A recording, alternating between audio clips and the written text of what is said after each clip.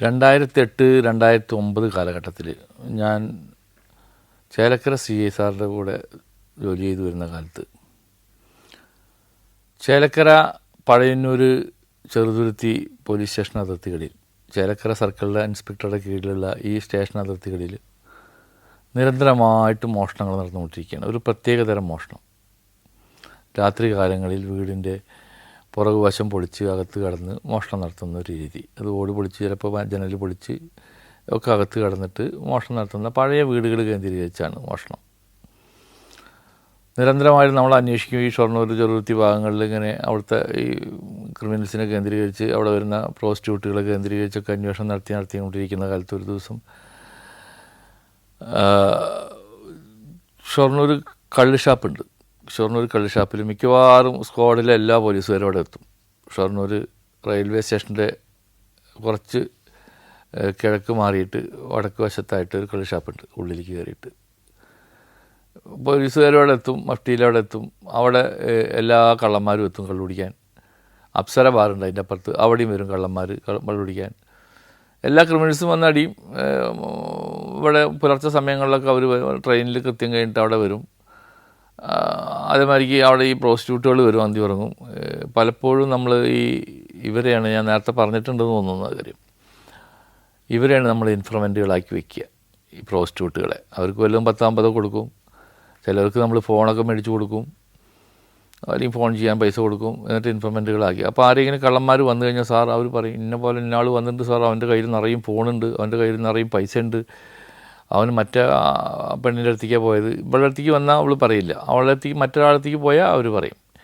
അപ്പോൾ അവരൊക്കെ ഇൻഫർമെൻറ്റുകളാക്കി വെച്ചിരിക്കുക നമ്മൾ. അപ്പോൾ പാതിര നേരത്തൊക്കെ നമ്മളെ വിളിക്കും ചിലപ്പോൾ വീട്ടിൽ, സാർ ഇന്നാൾ വന്നിട്ടുണ്ട് ഇന്ന പോലെയാണ് എന്നൊക്കെ പറഞ്ഞിട്ട് വിളിക്കും. അങ്ങനെ ഓരോ കാര്യങ്ങൾക്ക് ഇൻഫർമേഷൻ നമുക്ക് ഈ മറ്റേ കള്ള് ഷാപ്പ് കേന്ദ്രീകരിച്ച് അവിടെ ചില ആളുകൾ സാധനങ്ങൾ വിറ്റ് അവിടെ കള്ള് കുടിക്കുന്ന പ്രവണതയും കണ്ടുവരുന്നുണ്ട്. അപ്പോൾ അവിടെ നമ്മൾ കേന്ദ്രീകരിച്ച് ചില അന്വേഷണം നടക്കും. അവിടെ ചില അടിച്ചു വരാനൊക്കെ ചില പെണ്ണുങ്ങളൊക്കെ വരും.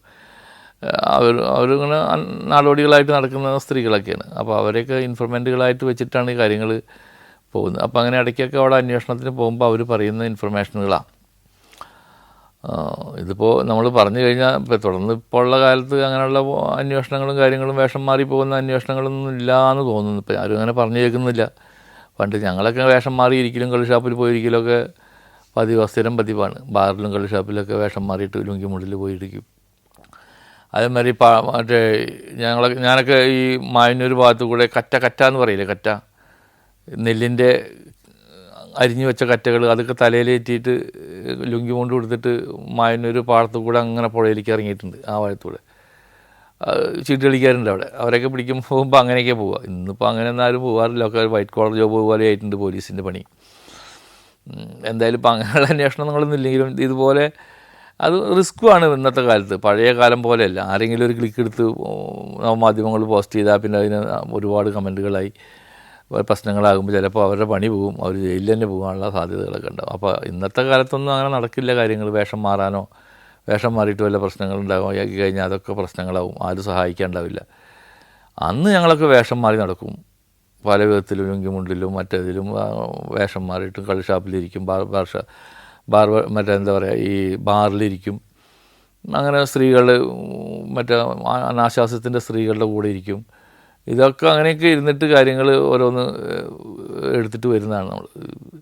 പ്രവൃത്തിയിൽ അത്തരം പ്രവൃത്തികളിൽ ഏർപ്പെട്ടിരുന്ന ആളുകളുടെ അടുത്തുനിന്ന് അതുപോലെ പിടിച്ചു കൊണ്ടുവന്നിട്ടുണ്ട്. ഒരിക്കൽ അനാശാസ്യ പ്രവൃത്തിയിൽ ഏർപ്പെട്ടുകൊണ്ടിരിക്കുമ്പോൾ പ്രതിയെ അതിൻ്റെ മുകളിൽ നിന്ന് അതുപോലെ പിടിച്ചു കൊണ്ടുവന്നിട്ടുണ്ട്. അവർക്ക് ഇൻഫർമേഷൻ കിട്ടിയിട്ടുണ്ട്. ഇന്നിപ്പോൾ അതൊന്നും നടക്കുന്ന കാലഘട്ടമൊക്കെ മാറി. ആ വരിക്കുള്ള സ്ക്വാഡ് വർക്കും കാര്യങ്ങളൊക്കെ ഒന്നും നടക്കില്ല. എന്നാലും അങ്ങനെയൊക്കെ മോഷണങ്ങൾ അധികരിച്ച സമയത്താണ് നമ്മളിങ്ങനെ ഇതേമാതിരിക്കും ഒരു ദിവസം ഞാൻ കള്ള് ഷാപ്പിൽ ചെന്നപ്പോൾ എൻ്റെ കൂടെ അന്ന് ശശീന്ദ്രൻ സാറുണ്ടായിരുന്നു, CI സാജൻ, പോലീസുകാരൻ സാജൻ ഉണ്ടായിരുന്നു. സാജൻ എനിക്ക് ഓർമ്മ. ഞാൻ ഇതേമാതിരിക്ക് കളവ് ഇങ്ങനെ അധികരിച്ചപ്പോൾ ഞങ്ങൾ ഇതേമാതിരിക്ക് ഒരു ദിവസം ഇങ്ങനെ പോയതാണ്. അപ്പോൾ ഞാൻ അങ്ങനെ കള്ള് ഷാപ്പിൻ്റെ അവിടേക്ക് എത്താറാകുമ്പോൾ കള്ള് ഷാപ്പിൻ്റെ പുറകു വശത്ത് ജനലിൻ്റെ ഉള്ളിൽ കൂടെ, ഈ തുറന്ന ജനലുകളാണ്, അതിൻ്റെ ഉള്ളിൽ കൂടെ ഒരുത്തൻ ചാടി ഓടുന്ന ഞാൻ കണ്ടു. ആരാന്ന് നമുക്ക് ഒരു ഐഡിയയും കിട്ടിയില്ല. ഞാൻ പറഞ്ഞു സാധനമുണ്ട്, സാധനം അതുവരെ തന്നെ ഇറങ്ങി ഓടിയിട്ടുണ്ട്, അങ്ങോട്ട് പോയിക്കും, ആ ഭാഗത്തേക്ക് പോയിക്കും. അങ്ങനെ ഈ ഭാഗവും ആ ഭാഗവും എല്ലാ ഭാഗവും ഞങ്ങൾ കവർ ചെയ്ത് ഞങ്ങളിങ്ങനെ നോക്കിക്കൊണ്ടിരുന്നപ്പോൾ ഒരു വെള്ളക്കെട്ട, അത് കള്ള് ഷാപ്പിൻ്റെ പുറകുവശം ചതുപ്പ് നല്ല അങ്ങനെ വെള്ളക്കെട്ട, അതിൽ മറ്റേ ഈ ചണ്ടി നിറഞ്ഞിങ്ങനെ നിൽക്കുന്നുണ്ട്. ഈ ചാടി ഓടിയ ആൾ എവിടേക്ക് പോയിന്ന് യാതൊരു ഐഡിയ ഇല്ല. കുറേ നേരം ഞങ്ങൾ അവിടെ തന്നെ പതുങ്ങി ഇരുന്ന് പോയപ്പോൾ ആ ചണ്ടിയുടെ ഒരു ഭാഗത്ത് ഒരു കരയ്ക്ക് ആയിട്ട് ഒരനക്കം കണ്ടു. പിന്നെ അനക്കം കണ്ടപ്പോൾ അതൊന്ന് തല മാത്രം പുറത്തേക്ക് കാണുള്ളൂ. ആ തല മാത്രം അങ്ങനെ ആയിട്ട് ഞങ്ങൾ അനക്കം കണ്ടു എന്ന് പറഞ്ഞപ്പോൾ അവൻ അവിടുന്ന് മെല്ലെ മെല്ലെ നീങ്ങി ആ ചണ്ടിയുടെ ഉള്ളിൽ കൂടെ അങ്ങോട്ട് കയറി, അങ്ങേ കരയിലേക്ക് കയറി. ആ ചെട്ടിത്തെരുവുണ്ട് ആ ഭാഗത്ത്, അങ്ങോട്ട് ഷൊർണൂരിൻ്റെ ഭാഗം, ടൗണിൻ്റെ റെയിൽവേ സ്റ്റേഷൻ്റെ ഈ ഭാഗം. അവൻ അങ്ങോട്ട് കയറി ഇറങ്ങിയോടി, സാജൻ പിന്നാലോടി, ഞാൻ അതിൽ പിറകെ ഓടി. എന്തായാലും നമ്മൾ ആളെ പിടിച്ചിട്ട് അന്ന് ചോദ്യം ചെയ്തപ്പോൾ ആളെ മനസ്സിലായി. പിടിച്ചുകൊണ്ടുമ്പോൾ ആളെ മനസ്സിലായി. ഞാൻ മുമ്പ് പല പ്രാവശ്യം പിടിച്ചിട്ടുള്ള നിരവധി ഞാൻ പറഞ്ഞിട്ടുള്ള കൊലക്കേസുകളിലേക്ക് പ്രതിയായിട്ടുള്ള ആളാണ്. പക്ഷേ ആളുടെ പേര് ഇപ്പോൾ ഞാൻ പറയാൻ ഉദ്ദേശിക്കുന്നില്ല, കാരണം ആളൊരു ഇൻഫർമേഷൻ തന്നതല്ലേ. അപ്പോൾ അത് ഞാൻ പറയാൻ ഉദ്ദേശിക്കുന്നില്ല. എന്തായാലും ആളെ പിടിച്ചു, ചോദ്യം ചെയ്തു, പിന്നെ കൊണ്ടുവന്നു. അപ്പോൾ അതിന് നിലവിൽ ആ പിടിക്കുന്ന സമയത്ത് നമുക്ക് പ്രത്യേകിച്ച് കേസുകളൊന്നുമില്ല, മറ്റേതെങ്കിലും കേസുകൾ ഉൾപ്പെട്ടായിട്ട് നമുക്ക് സംശയമില്ല. കാര്യങ്ങൾ ചോദിച്ചറിഞ്ഞു, ഇങ്ങനെ കാര്യങ്ങളൊക്കെ ചോദിച്ചപ്പോൾ അവനിൽ നിന്ന് കിട്ടിയ ചില ഇൻഫർമേഷൻ ഉണ്ടായിരുന്നു. ആ ഇൻഫർമേഷൻ്റെ അടിസ്ഥാനത്തിലാണ് പിന്നീട് ഞങ്ങൾ അന്വേഷണം നടത്തിയിട്ടാണ് കൈലിയാട് മണികണ്ഠൻ എന്ന് പറഞ്ഞൊരു ആളെ നമ്മൾ പിടികൂടുന്നു. അവനൊരു സ്ഥിരം കുറ്റവാളിയാണ്. അതൊരു വേറെ ടൈപ്പ് കുറ്റവാളിയാണ്. കള്ളവും കഞ്ചാവൊക്കെ അടിച്ച് അങ്ങനെ നടക്കും. രാത്രി കഞ്ചാവ് മറ്റെന്തൊക്കെ മോഷണം നടത്തും. പരസ്ത്രീ ബന്ധങ്ങളായിട്ട് അങ്ങനെ നടക്കുന്ന ഒരു പ്രത്യേകതരം ക്രിമിനലാണ് അവൻ.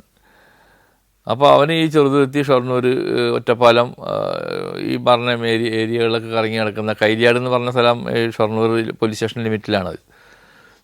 കൈലിയാട് മണികണ്ഠൻ എന്നറിയാം. നിരവധി കേസുകളുണ്ട് പല പോലീസ് സ്റ്റേഷനിലുള്ളവനും.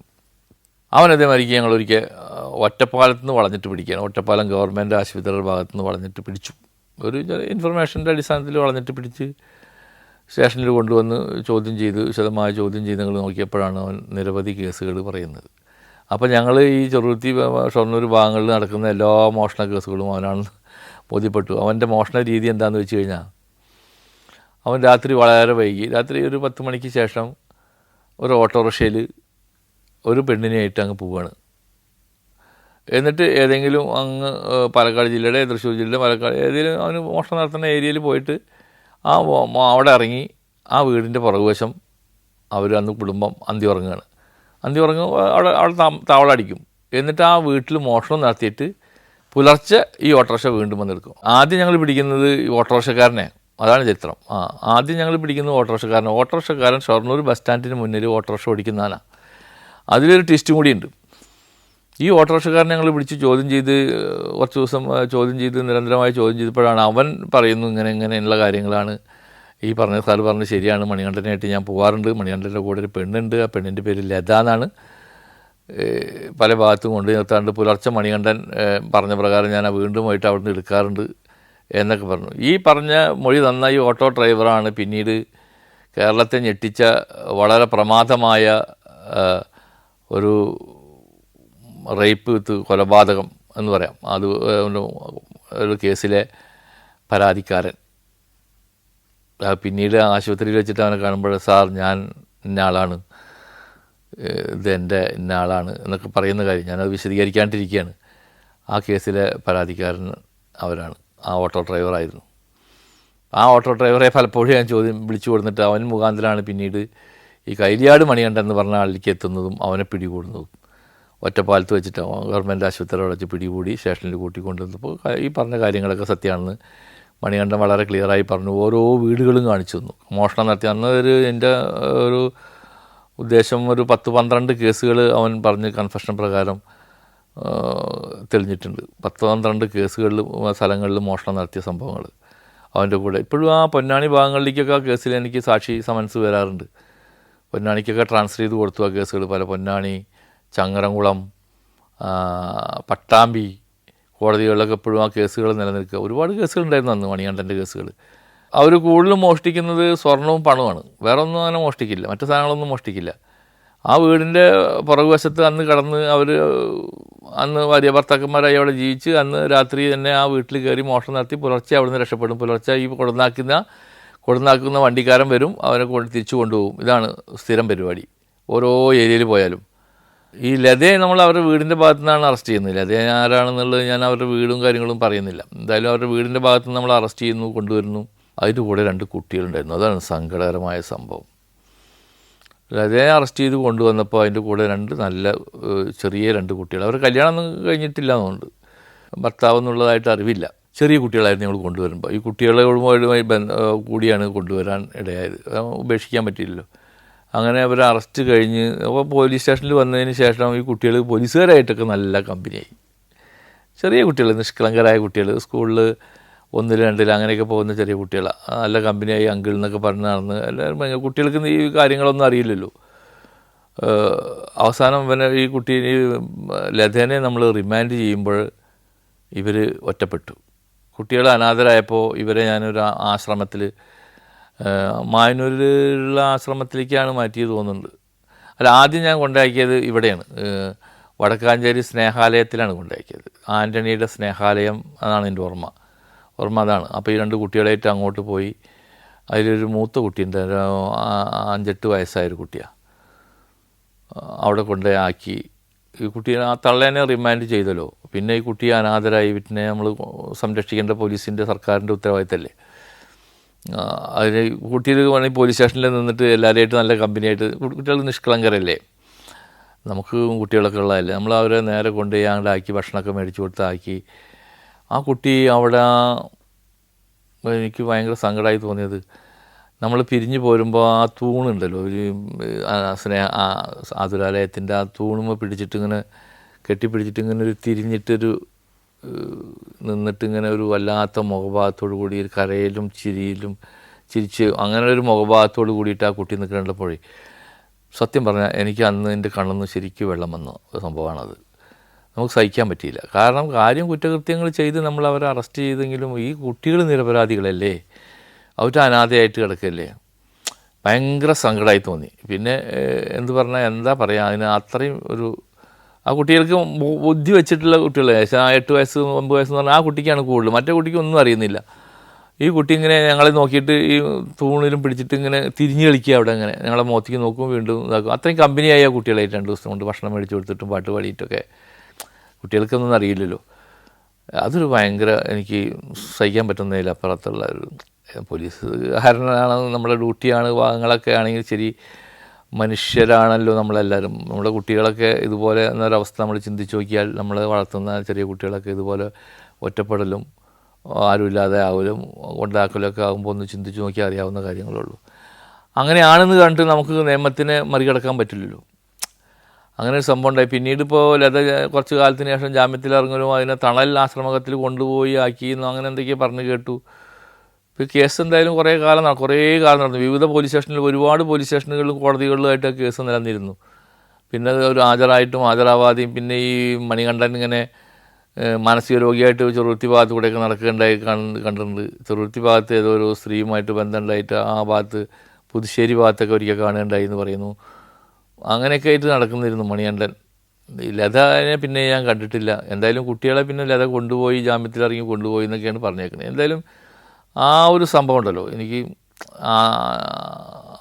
ആശ്രമത്തിൽ കൊണ്ടാക്കി, അല്ലെങ്കിൽ സ്നേഹാലയത്തിൽ കൊണ്ടാക്കിയിട്ടുള്ള ആ സംഭവത്തിൽ ആ കുട്ടിയുടെ ബുദ്ധി വെച്ചൊരു കുട്ടിയല്ലേ, അതിൻ്റെ വലിയ വിഷമം ഉണ്ടാക്കിയൊരു സംഭവമായിരുന്നു. അങ്ങനെയൊക്കെ നമുക്ക് പലതും അങ്ങനെ സഹിക്കേണ്ടി വരുന്നുണ്ട് പല സമയങ്ങളിലൊക്കെ. പക്ഷേ നമ്മുടെ പ്രൊഫഷനല്ലേ, നമുക്ക് അനുഭവിച്ചാലേ പറ്റുള്ളൂ. നമ്മൾക്ക് അവിടെ സെൻറ്റി അടിച്ച് നിന്നിട്ട് കാര്യങ്ങൾ ചെയ്യാൻ പറ്റില്ലല്ലോ.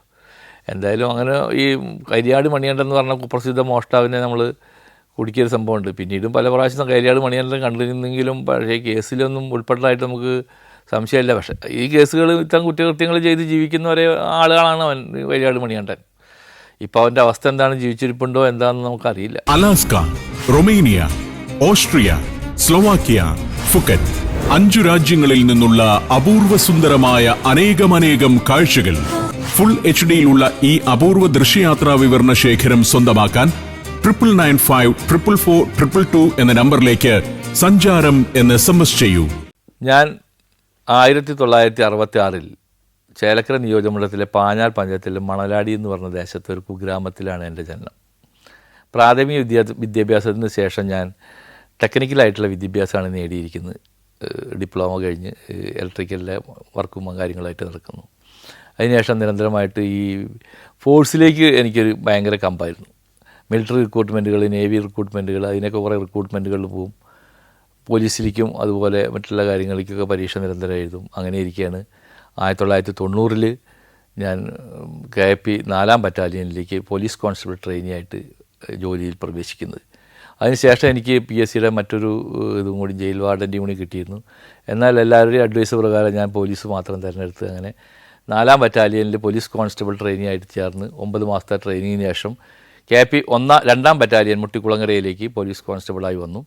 1991 മുതൽ 93 ഡിസംബർ വരെ KP 2nd ബറ്റാലിയനിൽ ജോലി ചെയ്തു. അവിടെ വെച്ച് ഇൻസ്ട്രക്ടർ പോലീസ് ട്രെയിനിങ് ഇൻസ്ട്രക്ടർ കോഴ്സുകൾ കഴിഞ്ഞു.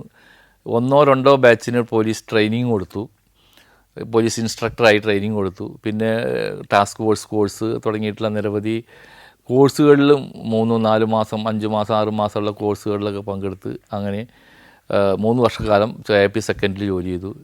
പിന്നീട് 1993 ഡിസംബർ മുതൽ 94 ഓഗസ്റ്റ് വരെ തൃശ്ശൂർ ആംഡ് റിസർവിൽ കോൺസ്റ്റബിളായി ജോലി ചെയ്തു. KP 2nd ഞാൻ ഹെഡ് കോൺസ്റ്റബിൾ ആയിട്ടായിരുന്നു, അന്ന് ഹവിൽദാർ എന്ന് പറയും, ഹവിൽദാർ ആയിട്ടാണ് ഇൻസ്ട്രക്ടറായിട്ടാണ് ജോലി ചെയ്തത്. പിന്നെ വീണ്ടും റിവേർട്ട് ചെയ്ത് വീണ്ടും മറ്റേ ആംഡ് റിസർവിൽ വന്ന് പോലീസ് കോൺസ്റ്റബിളായി 94 ഓഗസ്റ്റ് വരെ ജോലി ചെയ്തു. പിന്നീട് ഞാൻ പ്രവാസത്തിലേക്ക് കടന്നു. സൗദി അറേബ്യയിലെ ദമാം എന്ന് പറഞ്ഞ സ്ഥലത്ത് 94 ഓഗസ്റ്റ് മുതൽ 97 നവംബർ വരെ ഞാൻ 3 വർഷം 3 മാസക്കാലം സൗദി അറേബ്യയിലെ ദമാമിൽ എൻ്റെ പഴയ ടെക്നിക്കൽ ജോലിയായിട്ടുള്ള ഇലക്ട്രീഷ്യൻ്റെ വർക്കും കാര്യങ്ങളൊക്കെ ആയിട്ടൊരു കമ്പനിയിൽ ജാഫർ ഹമൂദ് അൽ ഹമൂദ് എന്ന് പറഞ്ഞിട്ടൊരു കമ്പനിയിൽ ജോലി ചെയ്തു. അത് നമ്മുടെ സാഹചര്യങ്ങളുടെ പ്രശ്നങ്ങൾ കൊണ്ടാണ് ഈ ജോലിയിൽ നിന്ന് ലീവ് എടുത്ത് പോയതാണ്. അതിനുശേഷം 97 തിരിച്ച് വീണ്ടും എയർ ക്യാമ്പിൽ വന്ന് ജോയിൻ ചെയ്തു. ഞാൻ വന്ന് ജോയിൻ ചെയ്യുന്ന സമയം എൻ്റെ ജൂനിയറായിട്ടുള്ള ആളുകൾ പോലും ലോക്കൽ പോലീസിലേക്ക് ട്രാൻസ്ഫറായി പോയിരുന്നു. അപ്പോൾ അതൊരു പ്രശ്നം എന്ന് വെച്ച് കഴിഞ്ഞാൽ ലോക്കൽ പോലീസിലേക്ക് ആരാണോ എന്ന്, local police means taluk police എന്ന് പറയാം, താലൂക്ക് പോലീസിലേക്ക് ആരാണോ ആദ്യം പോകുന്നത് അവരായിരിക്കും സീനിയർ. അപ്പോൾ ഞാൻ ട്രെയിനിങ് കൊടുത്തിട്ടുള്ള ബാച്ചിലെ കുറേ പോലീസ് ഉദ്യോഗസ്ഥന്മാരും അടക്കം ഞാൻ വരുന്നതിൻ്റെ 6 മാസം മുമ്പ് ലോക്കലിലേക്ക് ട്രാൻസ്ഫറായി പോയി, എൻ്റെ ബാച്ചുകാരും. തൊട്ടടുത്ത DO പ്രകാരം ഞാനും ലോക്കൽ സ്റ്റേഷനിലേക്ക് പോയി. നേരത്തെ പറഞ്ഞ ഒരു കേസിൽ പറഞ്ഞ പോലെ പഴയന്നൂർ പോലീസ് സ്റ്റേഷനിൽ വന്ന് 1998 ലോക്കൽ സ്റ്റേഷനിൽ ഞാൻ ജോയിൻ ചെയ്തു. പിന്നീട് ഇങ്ങോട്ട് വിവിധ സ്റ്റേഷനുകളിൽ ഞാൻ ജോയിൻ ചെയ്തിട്ടുണ്ടെങ്കിലും ക്രൈം ഇൻവെസ്റ്റിഗേഷൻ ടീമിലായിരിക്കും ഞാൻ പിന്നീടുള്ള കാലങ്ങൾ മൊത്തം റിട്ടയർഡ് ആകുന്നവരെ ഉണ്ടായിരുന്നു. അപൂർവം മാത്രം ചെറുതുരുത്തി പോലീസ് സ്റ്റേഷനിലെ SI ആയി SHO ആയി ഒരു ആ കൊറോണ കാലത്ത് 1-2 വർഷക്കാലത്തോളം ഞാൻ അവിടെ ചെറുതുരുത്തി പോലീസ് സ്റ്റേഷനിൽ SI ആയിട്ട് ഇരുന്നിട്ടുണ്ട്. ഇതിനിടയ്ക്ക് ഹെഡ് കോൺസ്റ്റബിളായും SI ആയും ASI ആയും SI ആയിട്ട് ചെറുതുരുത്തി അതുപോലെ പേരാമംഗലം പോലീസ് സ്റ്റേഷനുകളിലിരുന്നു. എന്നിരുന്നു ആ സമയത്തൊക്കെ ചെറുതുരുത്തി പോലീസ് സ്റ്റേഷനിൽ ഒഴികെ ഉള്ള എല്ലാ സമയത്തും ഞാൻ ക്രൈം ബ്രാഞ്ചിലും അതിലുള്ള മറ്റുള്ള സ്ക്വാഡുകളിലും അന്വേഷണ സംഘത്തിൽ കുറ്റാന്വേഷണ വിഭാഗത്തിൽ മാത്രമാണ് വർക്ക് ചെയ്തിട്ടുള്ളത്. കൂടുതലും എൻ്റെ സർവീസ് കാലം ഈ പഴയന്നൂർ പോലീസ് സ്റ്റേഷനിലെ ആദ്യത്തെ 3 വർഷത്തിന് ശേഷം കൂടുതലും ഞാൻ ജോലി ചെയ്തിരിക്കുന്നത് ഈ മഫ്റ്റി വേഷത്തിൽ. എന്നെ കാണുന്ന എല്ലാ ആളുകളും എപ്പോഴും കാണുന്നത് ഇതേ വേഷത്തിലായിരിക്കും. അതിപ്പോൾ ഹൈക്കോടതിയിൽ പോയപ്പോഴും സുപ്രീം കോടതിയിൽ പോയപ്പോഴും ഏത് ട്രയൽ കോടതിയിൽ പോകുമ്പോഴും എൻ്റെ വേഷം ഇതായിരുന്നു. കാരണം ഞാൻ കുറ്റാന്വേഷണ മേഖലയിൽ പല വേഷങ്ങളിൽ സഞ്ചരിച്ച് കേസന്വേഷണം നടത്തേണ്ട പേരിൽ ഈ വേഷത്തിലാണ് കൂടുതലും ഞാൻ ജോലി ചെയ്തിരിക്കുന്നത്. അങ്ങനെ 2022 ഫെബ്രുവരി മാസം 28-ാം തീയതി ഞാൻ സർവീസിൽ നിന്ന് റിട്ടയർഡ് ആയതു. എനിക്ക് എൻ്റെ പിതാവ് ഞാൻ റിട്ടയർഡ് ആകുന്നതിൻ്റെ 1 മാസം മുമ്പ് മരണപ്പെട്ടു. ഇപ്പം മാതാവ് ജീവിച്ചിരിപ്പുണ്ട്. ഭാര്യയും 2 മക്കളുമാണ്. മൂത്തത് മോളാണ്. അവൾ വിവാഹമൊക്കെ കഴിഞ്ഞ് സൗദി അറേബ്യയിൽ ഫാർമസിസ്റ്റായിട്ട് ജോലി ചെയ്യുന്നു. അവിടെ ഫാർമസി M.Pharm കഴിഞ്ഞ് പോയതാണ്. അവിടെ ഒരു ഹോസ്പിറ്റലിൽ ഫാർമസിസ്റ്റായി ജോലി ചെയ്യുന്നു. കുട്ടികളവിടെ സ്കൂളിൽ പഠിക്കുന്നു. ഒരു കുട്ടിയുണ്ട്, ആ കുട്ടി സ്കൂളിൽ പഠിക്കുന്നു. രണ്ടാമത്തെ മോനാണ്. മോൻ ലണ്ടനിലാണുള്ളത്. അവൻ ഡാറ്റാ സയൻറ്റിസ്റ്റായിട്ട് ജോലി ചെയ്യുന്നു. ഇവിടുന്ന് MCA MS ലണ്ടനിൽ നിന്ന് ഡാറ്റാ സയൻസിൽ MSc എടുത്തിട്ടുള്ളതാണ്. അവിടെ ജോലി ചെയ്യുന്നു. ഇപ്പോൾ മോൻ്റെ കല്യാണമായിരുന്നു 2 ദിവസം മുമ്പ്. മോനും ആ കുട്ടിയും അവിടെ ലണ്ടനിലാണ് വർക്ക് ചെയ്യുന്നത്.